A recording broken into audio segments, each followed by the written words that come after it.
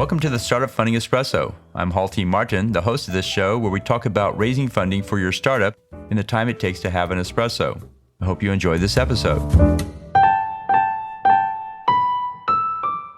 Hello, this is Halti Martin with the Startup Funding Espresso, your daily shot of startup funding and investing.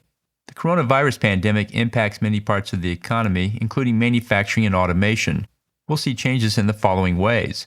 Manufacturing will shift back to the U.S. to secure the supply chain for critical needs. Companies will accelerate plans to automate functions to replace workers who may be in quarantine. New technologies such as 3D printing, robotics, and automation systems will see increased usage to provide basic infrastructure. Flexible systems will be set up to build necessary products based on the current need. Robotics will be used throughout the manufacturing process and not just final assembly.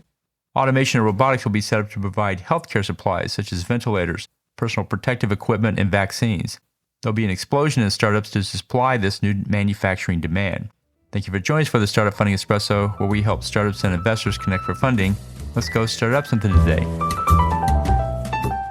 Halti Martin is the director of Investor Connect, which is a 501c3 nonprofit dedicated to the education of investors for early-stage funding.